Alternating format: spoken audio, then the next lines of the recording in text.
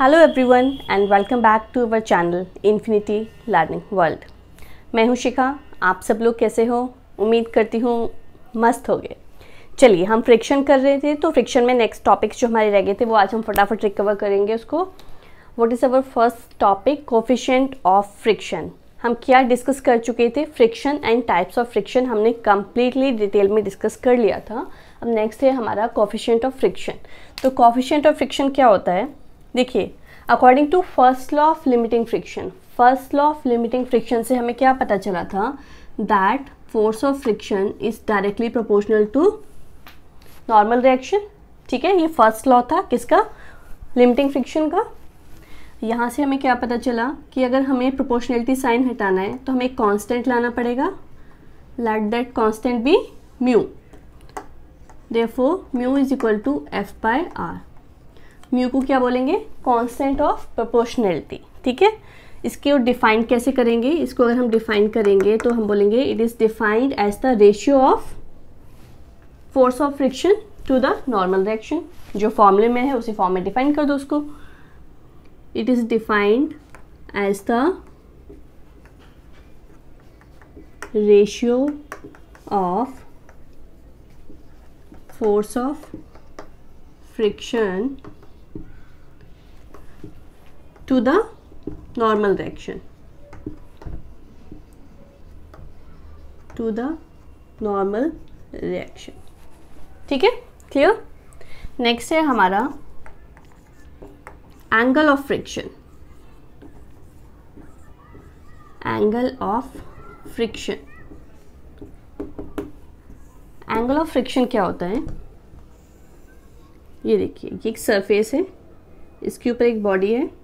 ठीक है, अब इसका क्या होता है? एक तो नॉर्मल रिएक्शन, वेट mg कहाँ एक्ट करेगा? वेट mg एक्ट करता है डाउनवर्ड। नॉर्मल रिएक्शन कहाँ एक्ट करेगा? अपवर्ड।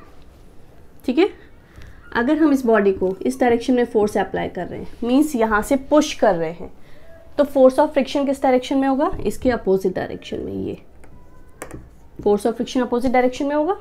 अप्लाइड फोर्स इधर है तो फ्रिक्शन अपोजिट डायरेक्शन में एक्ट करता है। अब ये देखिए, what is this? This is resultant of normal reaction and force of friction. इसको रफली ऐसे बना देते हैं। ठीक है, तो ये क्या हो गया? This is resultant of normal reaction and force of friction. तो एंगल ऑफ फ्रिक्शन क्या होता है? It is represented by theta.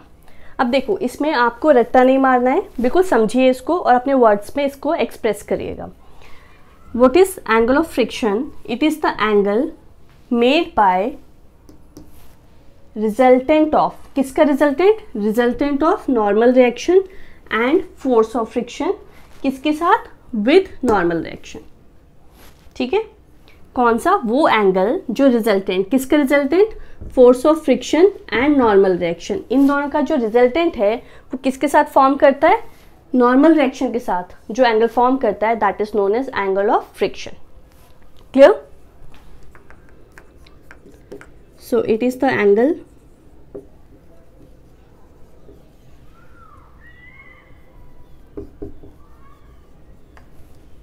Between resultant of, किसका resultant? Normal reaction R and force of friction F। Force of friction F किसके साथ बनाता है? पर with normal reaction R, reaction R। ठीक है, अच्छा चलिए, इसको मैं ले लेती हूँ। This is O, this point is A, this is B and this is C। ठीक है, तो इसके अकॉर्डिंग क्या हो गया आपका? क्या पता चलता है? tan of theta, this is tan of theta is equal to, tan theta की वैल्यू क्या होगी? Opposite side by base. तो अभी साइड कितना हो गया आपका? BC बाय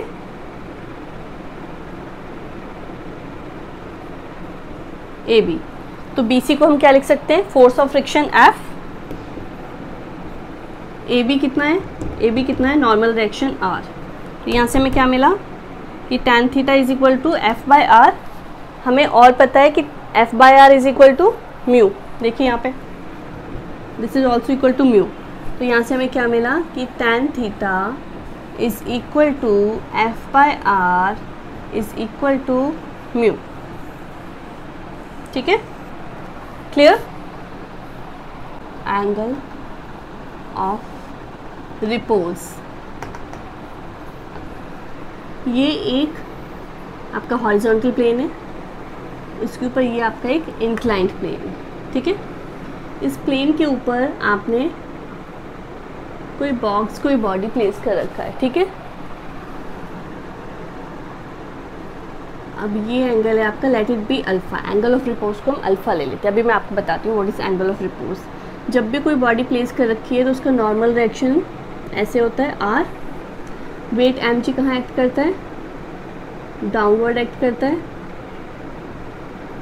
ठीक है, अच्छा एंगल ऑफ रिपोज क्या होता है कि ये क्या है, एक इंक्लाइंड प्लेन है, ये क्या है, हॉरिजॉन्टल प्लेन है। तो एक इंक्लाइंड प्लेन एक हॉरिजॉन्टल प्लेन के साथ एक एंगल बनाता है। कौन सा angle? It is the minimum angle at which this body just begins to slide. समझ में आया आपको? एंगल ऑफ रिपोज का मतलब है ये ऐसे आपने इंक्लाइंड प्लेन किया, लेकिन ये एंगल, ये वाला एंगल कब तक, जैसे इसको इंक्लाइंड प्लेन बनाया आपने, जब तक इस पे रखी हुई बॉडी स्लाइड करना स्टार्ट नहीं कर देती, जस्ट बिगिंस टू स्लाइड। आप इसको बढ़ाते जाइए, इसका इंक्लिनेशन ऐसे ऐसे बढ़ाते जाइए, और जैसे वो बॉडी स्लाइड करना शुरू कर देगी, that is known as angle of repose. Easy. Horizontal के साथ इंक्लाइन प्लेन एक एंगल बनाता है, जिस एंगल पर इस इंक्लाइन प्लेन पे रखी हुई बॉडी बस स्लाइड करना स्टार्ट कर देती है। क्लियर?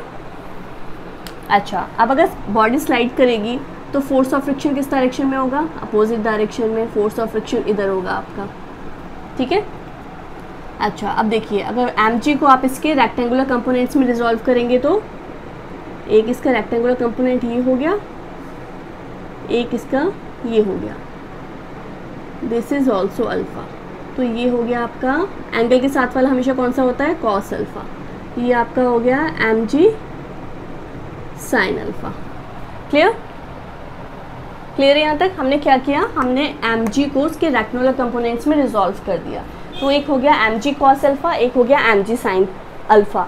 कॉस अल्फा कौन सा कंपोनेंट जो एंगल के साथ है, साइन अल्फा कौन सा कंपोनेंट जो उसके अपोजिट है। ठीक है, अब चलिए यहाँ से हम देखते हैं, f is equal to mg sine alpha. Clear? And r is equal to, r के नीचे क्या है, mg कॉस अल्फा। ठीक है, अब क्या करिए, डिवाइड कर दीजिए, divide this by this, it is equal to mg sine alpha by mg cos alpha. ठीक है, mg कैंसिल हो जाएगा, this is f by r is equal to tan alpha. और हमने पीछे पढ़ा था एंगल ऑफ फ्रिक्शन में that tan theta is also equal to f by r। तो इन दोनों से हमें क्या पता चलेगा कि that means tan theta is equal to tan alpha और theta is equal to alpha. इसका क्या मतलब हुआ? इसका मतलब हुआ कि आपका angle of friction, angle of friction क्या था? क्या था एंगल ऑफ फ्रिक्शन? जो नॉर्मल रिएक्शन फ्रिक्शन उसका रिजल्टेंट बनाता था नॉर्मल रिएक्शन के साथ, that is angle of friction is equal to angle of repose. ठीक है, इसीलिए किसी भी जगह पे आपने देखा होगा हम अल्फ़ा और थीटा एक पुट करते हैं, थीटा ही लेके चलेंगे, बिकॉज हमने प्रूफ कर दिया that angle of friction is equal to angle of repose. Clear? Angle of friction clear हो गया, एंगल ऑफ रिपोज क्लियर हो गया आपका। ठीक है, करते हैं acceleration of a body down a rough inclined plane. ठीक, अब हम फाइंड करेंगे acceleration, acceleration of a body down on rough inclined plane inclined plane. ठीक है, देखिए अब इसमें क्या है, ये हॉरिजॉन्टल प्लेन, हमने कहा इंक्लाइंड प्लेन, तो एक एंगल पे आ जाइए, दिस एंगल इज थीटा। यहाँ पे अगेन एक बॉडी को प्लेस करिए। अब उन्होंने क्या कहा, इस बॉडी का मोशन कहाँ है, down, down rough inclined plane, तो डाउनवर्ड मतलब मोशन इस डायरेक्शन में है। ठीक, तो फोर्स ऑफ फ्रिक्शन की डायरेक्शन ये हो गई। अच्छा, अब इसमें वही कॉमन चीज़ें बना दीजिए, this is normal reaction,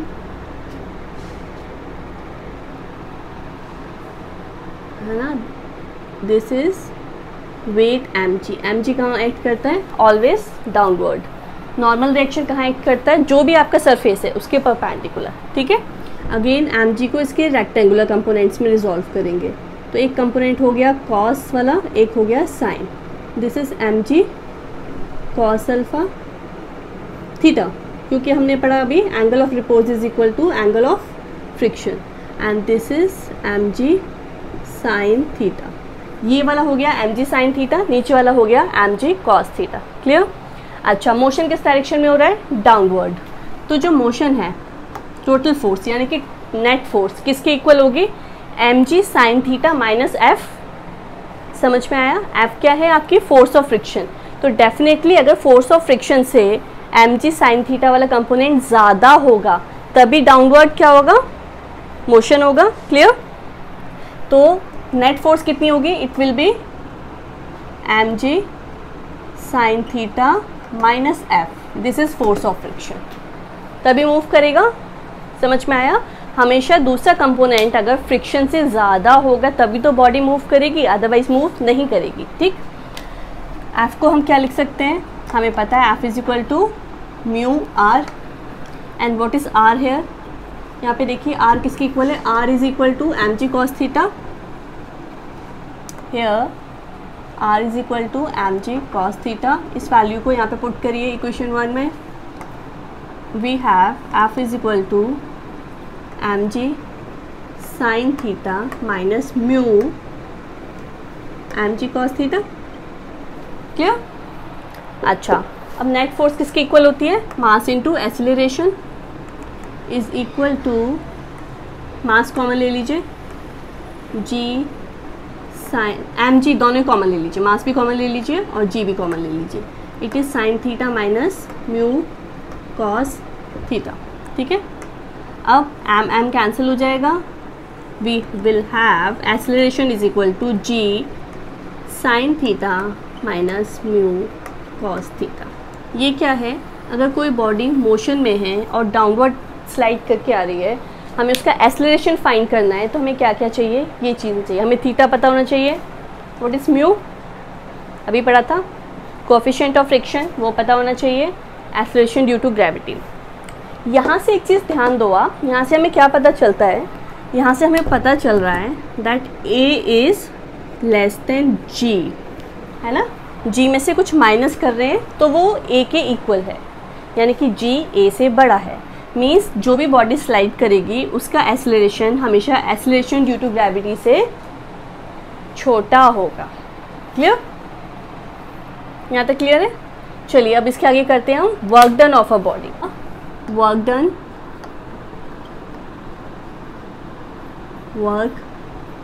done in moving a body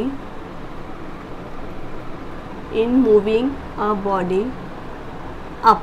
अब हमें ऊपर की साइड मूव करानी है, moving a body up over a rough inclined plane.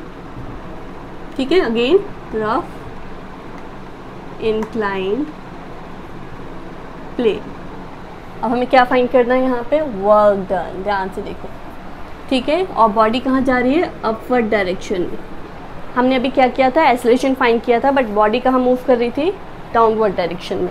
यहाँ बॉडी कहाँ जा रही है, अपवर्ड डायरेक्शन में। ठीक है, अगेन ये प्लेन है, इस पे एक बॉडी को प्लेस किया, normal reaction, upward direction, weight mg, downward direction, then इसको रेक्टेंगुलर कंपोनेंट्स में रिजॉल्व करो, mg cos theta mg sin theta, यहाँ तक सेम। ठीक है, अब इन्होंने क्या बोला कि बॉडी कहाँ मूव कर रही है, बॉडी अपवर्ड डायरेक्शन में, यानी कि बॉडी इस डायरेक्शन में मूव कर रही है। तो फोर्स ऑफ फ्रिक्शन कहाँ चली जाएगी हमारी, इसकी अपोजिट डायरेक्शन में, यहाँ, क्योंकि बॉडी का मोशन अपवर्ड हो गया तो फोर्स ऑफ फ्रिक्शन भी इधर आ जाएगी आपकी। ठीक है, अच्छा, वर्क डन का फॉर्मूला क्या होता है, work done is equal to force into displacement, ये पता है हमें। ठीक है, सबसे पहले हम फाइंड करते हैं फोर्स। फोर्स क्या होता है हमारा, यहाँ से आप नेट फोर्स फाइंड करेंगे। ठीक है, अच्छा, जो नेट मोशन हो रहा है, ठीक है, इस डायरेक्शन में नेट फोर्स वो कितनी होगी, that will be equal to mg sin theta plus force of friction.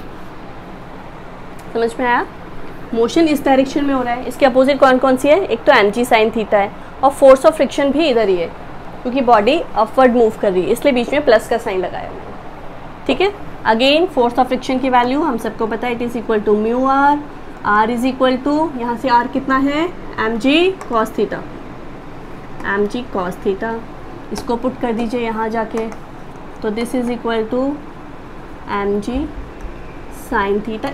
बहुत इजी है, एक दो बार आप प्रैक्टिस करेंगे ना, अपने हाथ से इक्वेशंस को निकालेंगे, सब समझ में आ जाएगा। फिजिक्स में हमेशा पेन एंड नोटबुक लेके बैठा करो, है ना, उसको साथ में करोगे तो फटाफट समझ में आ जाएगा सारा। अब इसमें अगेन mg कॉमन ले लो आप, it is sin theta plus mu cos theta. What, ये आपकी फोर्स आ गई। अब यहाँ पे इसको कहाँ पे पुट करना है आपने, यहाँ पे पुट करिए इस इक्वेशन में, क्योंकि हमें क्या फाइंड करना है, हमें वर्क डन फाइंड करना है। तो work done is mg sin theta plus mu cos theta into displacement. ठीक है, this will be our work done over a inclined plane when the body is moving in upward direction. ठीक है, क्या हम बता देते हैं आपको, व्हाट इज दिस, ये आपने 9th क्लास में भी पढ़ा है कि friction is a necessary evil. ठीक है, इसका मतलब ये नेसेसरी भी है और ये इविल भी है। ठीक है, मतलब ये हमें नुकसान भी पहुंचाती है, इसके एडवांटेजेस भी हैं और इसके डिसएडवांटेजेस भी हैं। एडवांटेजेस क्या क्या हैं फ्रिक्शन के, आप चल पाते हैं फ्रिक्शन की वजह से, कोई भी दो बॉडीज एक दूसरे के ऊपर स्लाइड कर पाती हैं फ्रिक्शन की वजह से, कुछ भी आप बोर्ड पे इनफैक्ट मैं जो लिख पा रही हूँ, this is due to friction. ठीक है, नट्स बोल्ट्स ये एक दूसरे के साथ कसे रहते हैं, ये काम कर पाते हैं ड्यू टू फ्रिक्शन। तो हर जगह फ्रिक्शन है जिसकी वजह से हम अपना वर्क कर पाते हैं। ठीक है, अब इसके डिसएडवांटेजेस क्या हैं, फ्रिक्शन ज़्यादा होने की वजह से क्या होता है, wear and tear of the machines and bolts and the clothes shoes everything. ठीक है, लॉसेस हैं, जैसे आपकी कार के टायर्स हैं वो ख़राब हो जाते हैं फ्रिक्शन की वजह से, रोड के साथ जो उसका फ्रिक्शन होता है उसकी वजह से हीटिंग होती है, टायर्स ख़राब होते हैं, घिसते हैं। तो ठीक है, तो इसके एडवांटेजेस भी हैं, इसके डिसएडवांटेजेस भी हैं। फ्रिक्शन को कम करने के लिए हम क्या कर सकते हैं, हम लुब्रिकेशन करते हैं, ऑयलिंग करते हैं, ग्रीसिंग करते हैं, इन सब चीज़ों को मशीन्स में यूज़ करके आप क्या करते हो, फ्रिक्शन को रिड्यूस करते हो और आप अपने मशीन्स को, उसके इंस्ट्रूमेंट्स को प्रोटेक्ट करते हो। ठीक है, तो friction is a necessary evil, that means वो इम्पॉर्टेंट भी है, उसके एडवांटेजेस भी हैं और उसके डिसएडवांटेजेस भी। सेंट्रीपिटल फोर्स, सेंट्रीपिटल फोर्स कहाँ एग्जिस्ट करती है, जब भी आप किसी बॉडी को सर्कुलर पाथ के अलॉन्ग मूव कराते हैं, वहाँ पे कौन सी फोर्स एग्जिस्ट करती है, दैट इज सेंट्रीपिटल फोर्स। ठीक है, अब कोई भी बॉडी सर्कुलर में मूव कर रही है तो एक फोर्स है जो टूवर्ड्स द सेंटर मूव करती है, towards the centre, not move करती है, एक्ट करती है, टूवर्ड्स द सेंटर एक्ट करती है, that force is known as centripetal force. कोई भी बॉडी अगर यू टर्न में है, हल्का सा कर्व में भी जा रही है, तो वहाँ पे एक फोर्स होती है जिसको हम सेंट्रीपिटल फोर्स बोलते हैं। ठीक है, इसकी वैल्यू क्या होती है, this is equal to mv square by r। ठीक है, व्हाट इज r हेयर, ये जो आपका रेडियस है सेंटर से, this is r, v velocity, m मास। इसको और किस फॉर्म में लिख सकते हैं, हम लिख सकते हैं m r omega square, this is centripetal force. ठीक है, अब इसका हम यूज़ क्या करेंगे, नेक्स्ट करते हैं इसके लिए।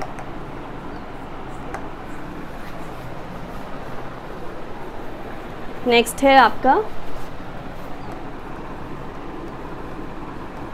Rounding a level curved road.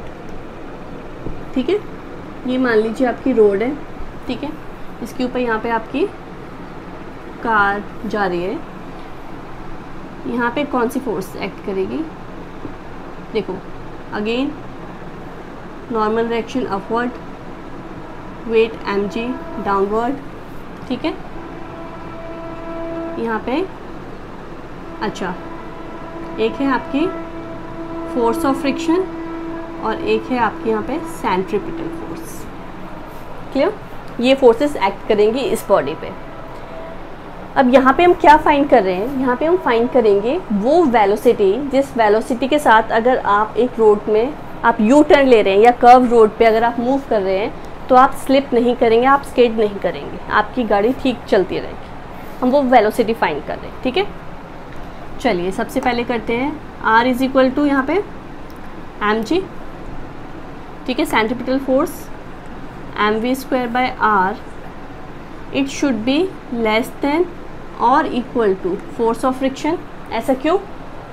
क्योंकि अगर सेंट्रीपिटल फोर्स की वैल्यू ज़्यादा हो जाएगी फोर्स ऑफ फ्रिक्शन से तो क्या होगा, जो आपकी कार है वो अंदर को चली जाएगी, यानी कि स्लिप होके अंदर को चली जाएगी, क्योंकि सेंट्रीपिटल फोर्स की वैल्यू अगर ज़्यादा हो जाएगी। इसलिए मैंने यहाँ पे यूज़ किया है दिस इज लेस देन और इक्वल टू, या तो बराबर रहेगी या इससे कम रहेगी, इससे ज़्यादा नहीं होनी चाहिए। ठीक है, centripetal force is less than equal to force of friction. What is force of friction? हमें पता है force of friction is equal to mu R, that is mu M G. अब इस इक्वेशन में पुट कर दीजिए यहाँ पे फटाफट। This is M V square by R is less than equal to mu M G. हमें क्या फाइंड करना है? वेलोसिटी फाइंड करनी है। तो वेलोसिटी इज इक्वल टू, देखिए एम एम कैंसिल, आर इधर चला जाएगा, this is mu R G under root. ठीक, अब ये लेस देन का साइन हटाएंगे तो हम क्या लिखेंगे यहाँ पे? हम लिखेंगे कि जो मैक्सिमम वेलोसिटी है वी मैक्सिमम वो इतनी होनी चाहिए। This is the maximum velocity when you are taking a U turn और moving on a curve road, this should be your maximum velocity. अगर इससे ज़्यादा वेलोसिटी होगी तो आपकी कार, आपका व्हीकल स्किड कर जाएगा, स्लिप कर जाएगा, इनवर्ट चला जाएगा। ठीक है, तो ये हम क्यों यूज़ करते हैं? जब भी आप रेसिंग ट्रैक्स वगैरह पे जाते हैं कहीं पे, तो वहाँ पे हर जगह एक मैक्सिमम स्पीड लिखी होती है ना, वो आपको पहले से बता देते हैं कि इससे ज़्यादा स्पीड से आप चलोगे तो आपको प्रॉब्लम हो जाएगी। इस स्पीड, ये मैक्सिमम स्पीड है, यहाँ पे आपको चलना है। तो आप देखना फिजिक्स हर जगह यूज़ होती है, बस आपको पता होना चाहिए कहाँ पे कैसे यूज़ हो रही है ये कोड्स। अभी इससे पहले हमने क्या किया था? On a curved road, plane curved road, उसमें हमने इंक्लिनेशन नहीं दिया था, तो वहाँ पे हम एक मैक्सिमम वेलोसिटी फाइंड करते हैं और हम कहते हैं कि इससे ज़्यादा अगर वेलोसिटी होगी किसी व्हीकल की तो वो स्लाइड स्किड कर जाएगा, है ना, यही बोलते हैं। तो हम क्या करते हैं, रेस ट्रैक्स में आपने देखा होगा, जो रेस ट्रैक्स बने होते हैं वो ना, जैसे आपने यू टर्न लेना होता है या कहीं पे टर्न्स आते हैं तो हल्का सा उसको बैंकिंग करते हैं, उसको उठा देते हैं एक साइड उसके, उससे क्या होता है उसकी वेलोसिटी बढ़ा देते हैं, आप एक ज़्यादा स्पीड पे टर्न ले सकते हैं वहाँ से। ठीक है, तो वही हम यहाँ पे अभी फाइंड करेंगे। हम फाइंड करेंगे वो वेलोसिटी जिस वेलोसिटी पे आप इंक्लिनेशन के बाद टर्न ले सकते हैं। क्लियर? चलिए अब, अच्छा चलिए मैंने आपको पहले ही बना दिया पर मैं आपको एक्सप्लेन कर देती हूँ। सेम चीज़ें हैं जो हम हर बार करते आ रहे हैं। Weight M G acting downward, normal direction acting perpendicular to the surface. अब क्या किया हमने, ये है force of friction. Force of friction downward act कर रही है, जब ऐसे आप देखिए इस पर आप स्लाइड कर रहे हैं शो करके, तो फोर्स ऑफ फ्रिक्शन, नहीं तो आप उधर को उड़ जाओगे। ठीक है, अच्छा तो अब इसमें फोर्स ऑफ फ्रिक्शन को, this is force of friction, this is force of friction, इसको और नॉर्मल रिएक्शन को इसके रेक्टेंगुलर कंपोनेंट्स में रिजॉल्व कर दिया। एक साइन थीटा वाला कंपोनेंट है, एक कॉस थीटा वाला कंपोनेंट है। देखो आर को जब मैंने कंपोनेंट्स में रिजॉल्व किया, दिस इज थीटा, तो हमेशा थीटा के साथ वाला कंपोनेंट कौन सा होता है? कॉस, और थीटा से दूर वाला कंपोनेंट कौन सा होता है? साइन।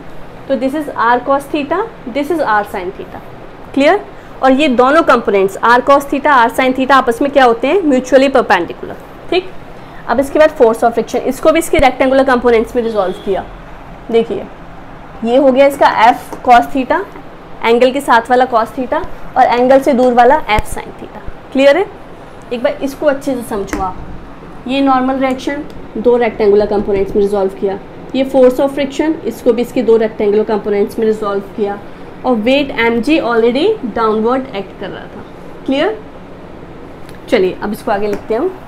तो ये देखिए r cos theta is equal to F sine theta plus mg, r cos theta is equal to F sine theta plus mg। Clear? Clear यहाँ तक? ठीक है। नेक्स्ट इक्वेशन क्या है आपकी? Centripetal force mv square by r is equal to कितना? r sine theta plus f cos theta. Clear? ये दो इक्वेशन बनी आपके यहाँ से। This is first equation, this is second equation. अब देखिए दोनों इक्वेशन में क्या करना है, f को क्या पुट करना है? f is equal to mu r। हमेशा एफ जहाँ पर है वहाँ पे म्यू आर पुट कर दीजिए। पहले इक्वेशन फर्स्ट में पुट करते हैं, then we will have R cos theta is equal to mu R sine theta plus M G. Clear? आर वाली टर्म्स को एक साइड ले जाइए। R is equal to cos theta minus mu sine theta is equal to M G. यहाँ से r find करेंगे, r is equal to M G cos theta minus mu sine theta. This is equation 2, sorry 2 already हो चुकी है, this is equation 3। अब ये equation 2 पे आ जाते हैं। ये तो 1 को हमने रिजॉल्व कर, इक्वेशन इस पे आ जाइए। इसमें क्या है? M V square by R, इधर भी f को पुट कर दीजिए म्यू आर, r को कॉमन ले लीजिए, क्या बचा आपके पास? Sine theta plus mu cos theta. अब इस r की प्लेस पर ये वाली वैल्यू पुट कर देंगे। ठीक है? तो this will be M V square by r is equal to, put this value, M G by cos theta minus mu sine theta into sine theta plus mu cos theta. ठीक है? यहाँ तक हो गया। अब एम कैंसिल कर दीजिए, इस r को यहाँ ले जाइए, r यहाँ से यहाँ चला जाएगा। ठीक है? तो अल्टीमेटली हमें क्या मिलेगा? We will have velocity is equal to r g sine theta plus mu cos theta divided by cos theta minus mu sine theta and इसकी power 1/2। This is the velocity. ये कौन सी वेलोसिटी है? ये वो velocity है जिसके साथ आप बैंक रोड पे इजीली मूव कर सकते हैं और आपको कोई डैमेज नहीं होगा। This is that maximum velocity. Clear? देखो बैंकिंग ऑफ रोड का फ़ायदा क्या होता है कि आप बैंकिंग ऑफ रोड में वेलोसिटी आप इंक्रीज़ कर देते हैं। एक नॉर्मल कर्व रोड पे जो वेलोसिटी होगी उससे ज़्यादा सेफ वेलोसिटी आपकी बैंकिंग करने के बाद रोड्स पे होती है। क्लियर है यहाँ तक? ठीक है? ये चैप्टर ऑलमोस्ट आपका फिनिश हो गया है। यहाँ पे मैं नेक्स्ट चैप्टर आपका बनाऊंगी। अब मैं नेक्स्ट चैप्टर में टर्म 2 स्टार्ट करते हैं हम लोग। ठीक है? एंड मेरे को सपोर्ट करने के लिए मैं फ्री में आपको वीडियोस प्रोवाइड करती हूँ, मेहनत करती हूँ आपके लिए। तो एटलीस्ट लाइक कर सकते हैं और सब्सक्राइब कर सकते हैं मेरा चैनल। एंड अगर अच्छा लगे तो कमेंट भी कर सकते हैं। और जिस तरह के वीडियो चाहते हैं, जैसे सपोज़ आप कोई पर्टिकुलर टॉपिक पे वीडियो चाहते हैं तो वो भी आप मुझे कमेंट में लिख के दीजिए। मैं पूरी कोशिश करूँगी आपको प्रोवाइड कराने की। Thank you and have a nice day. Bye bye.